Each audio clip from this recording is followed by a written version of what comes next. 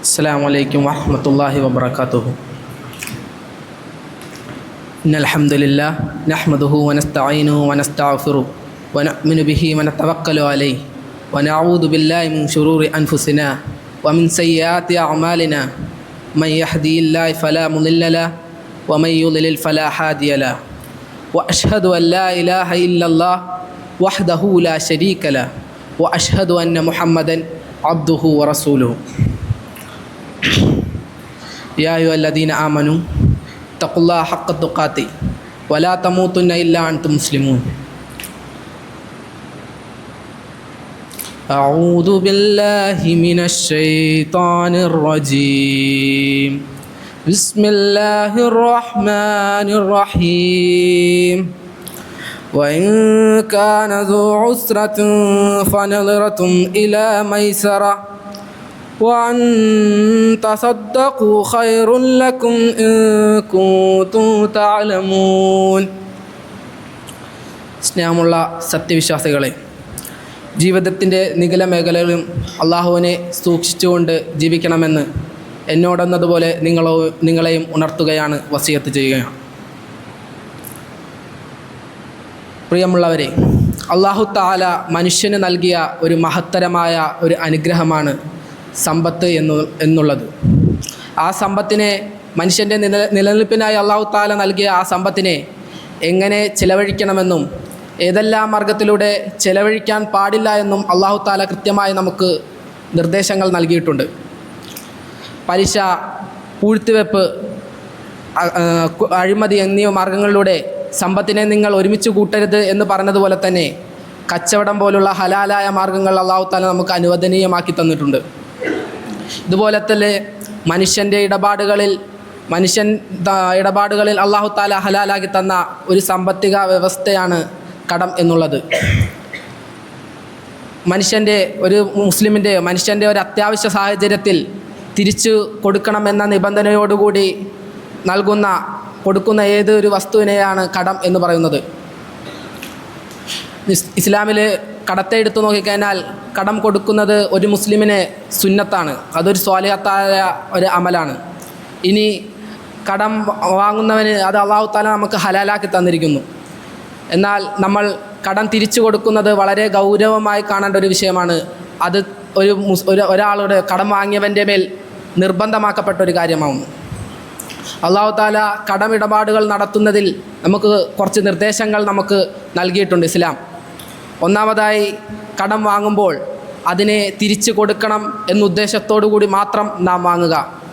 നബി സല്ലല്ലാഹു അലൈഹി വസല്ലമ പറയുന്നു, മൻ അഖദ അംവാലൻ നാസ് യുരീദു അദാഹ അദ്ദല്ലാഹു അൻഹു വമൻ അഖദ യുരീദു ഇത്ലാഫഹ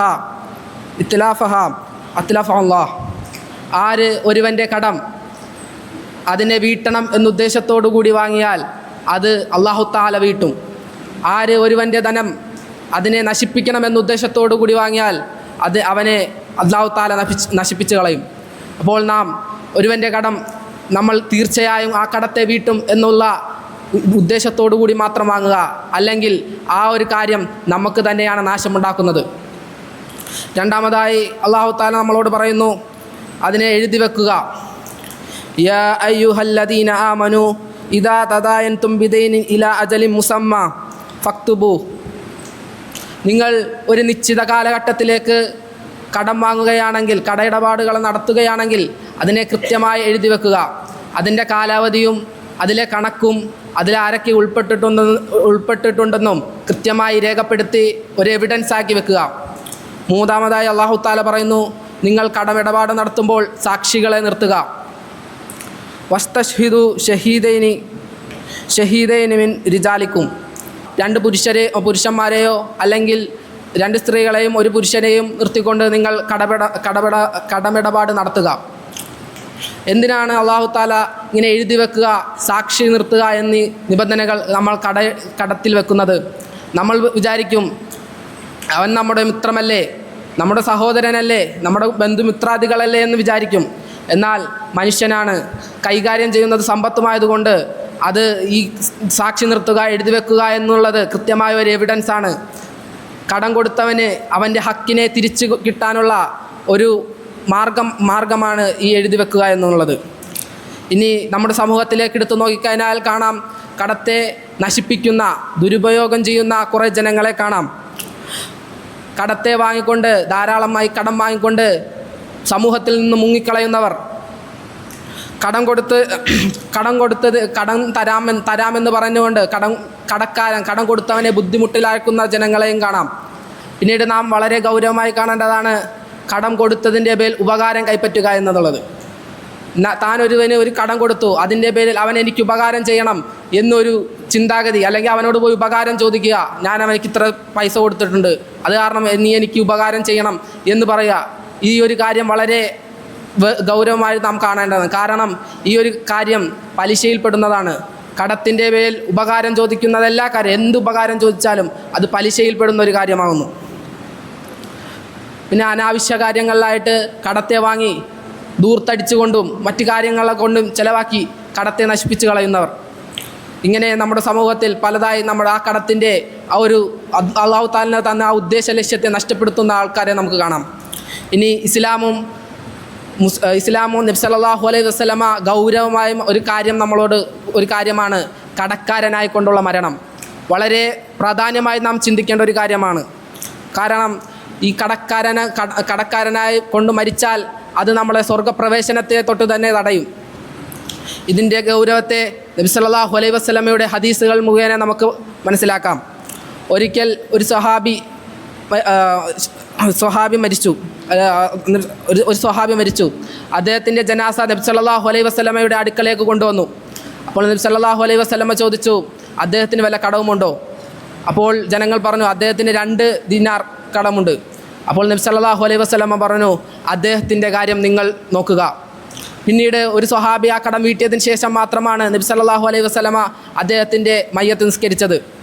പിന്നീട് മറ്റൊരു ഹദീസിൽ നമുക്ക് കാണാം, ഒരിക്കൽ ഒരു സ്വഹാബി ഷഹീദായി.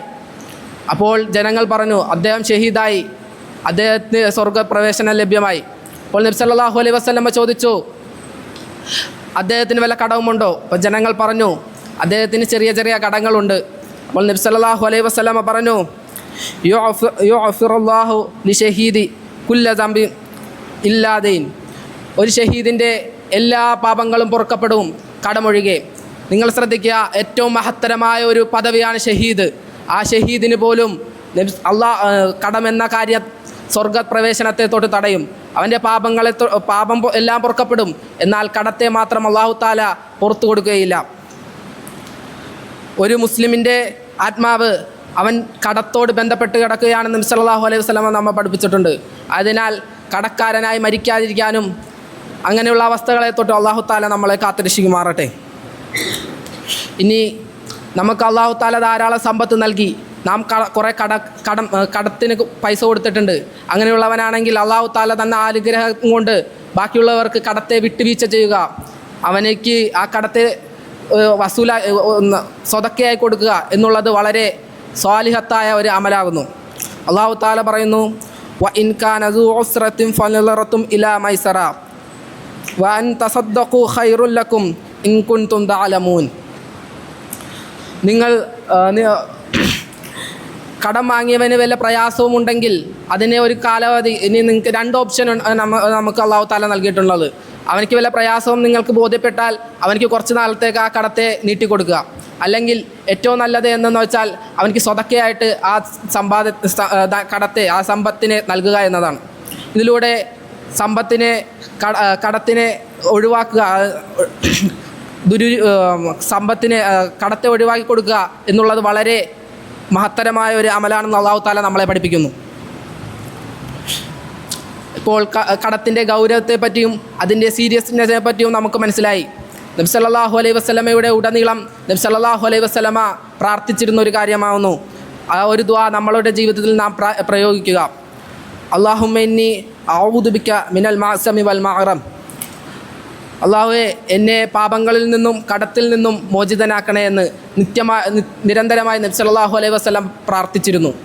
ഇതിനെപ്പറ്റി നബി സല്ലല്ലാഹു അലൈഹി വസല്ലമയോട് ചോദിച്ചപ്പോൾ നബി സല്ലല്ലാഹു അലൈഹി വസല്ലമ പറഞ്ഞു, ഇന്നർ റജുലു ഇദാ ഉരിമ ഹദ്ദസ ഫഖദബ വവഅദ ഫഖലഫ.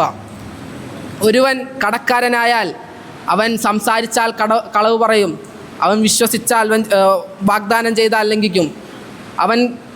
അവൻ സംസാരിക്കുമ്പോൾ കളവുകൾ പറഞ്ഞുകൊണ്ടും ഒഴിവുകഴിവുകൾ പറഞ്ഞുകൊണ്ടും സമയം നീട്ടിക്കിട്ടാൻ വേണ്ടി പലതരത്തിലുള്ള കള്ളങ്ങൾ പറഞ്ഞുകൊണ്ടും അവൻ കടത്തെ നീട്ടിക്കൊണ്ടിരിക്കും. അല്ലെങ്കിൽ അവനെ പറ്റിച്ചുകൊണ്ടിരിക്കും. പിന്നെ അവനൊരു കാര്യം വാഗ്ദാനം ചെയ്തു, ഇന്ന ദിവസത്തിൽ തരാം എന്ന് പറഞ്ഞുകൊണ്ട് ആ ദിവസത്തെ ലംഘിച്ചുകൊണ്ട് അവനൊരു കള്ളനായി മാറും. അങ്ങനെ സമൂഹത്തിൽ നിന്ന് അവനെ ഒഴിവാക്കപ്പെടും. അവൻ സമൂഹത്തിലേക്ക് ഇറങ്ങാൻ ഭയപ്പെടും. ഇതുപോലുള്ള കാര്യങ്ങൾ കടം കൊണ്ട് നമുക്ക് സംഭവിക്കുന്ന കാര്യങ്ങളാണ്. ആയതിനാൽ നമ്മൾ കടം വാങ്ങുമ്പോൾ അത്യാവശ്യ കാര്യങ്ങളിൽ മാത്രം നാം കടം വാങ്ങുക. ഇനി നമ്മൾ കടം വാങ്ങിക്കഴിഞ്ഞാൽ അതിനെ എത്രയും വേഗം കൊടുത്തു വീട്ടാൻ പരിശ്രമിക്കുക. നമ്മുടെ കഴിവിൽ ഒതുങ്ങാവുന്ന കടത്തെ മാത്രം നമ്മൾ വാങ്ങുക. പിന്നെ നീ കഴിവുള്ളവനാണെങ്കിൽ അതിനെ വിട്ടുവീഴ്ച ചെയ്യുകയും അതിനെ സ്വതക്കയായി നൽകുകയും ചെയ്യുക. പ്രിയമുള്ളവരെ, അല്ലാഹു തആല നമ്മളെ കടബാധിതരായി മരിപ്പിക്കാതിരിക്കുമാറാകട്ടെ. അല്ലാഹു തആല നൽകിയ സമ്പത്തിനെ കടം കൊടുത്തുകൊണ്ട് നമുക്കത് വിട്ടുവീഴ്ച ചെയ്യാനുള്ള ആഫിയത്തും നൽകുമാറാകട്ടെ. കടം വാങ്ങിയാൽ എത്രയും പെട്ടെന്ന് തന്നെ മടക്കാനുള്ള കഴിവ് അല്ലാഹു തആല നമുക്ക് നൽകുമാറാകട്ടെ.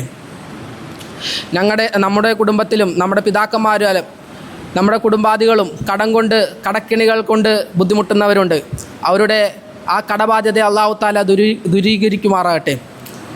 നമ്മുടെ സമൂഹത്തിൽ വ്യാപിച്ചു കൊണ്ടിരിക്കുന്ന ഒരു വലിയ കാര്യമാകുന്നു പലിശ എന്നുള്ളത്. അതിനെയും അല്ലാഹു തആല നമ്മുടെ സമൂഹത്തിൽ നിന്ന് നിർമ്മാർജ്ജനം ചെയ്യുമാറാകട്ടെ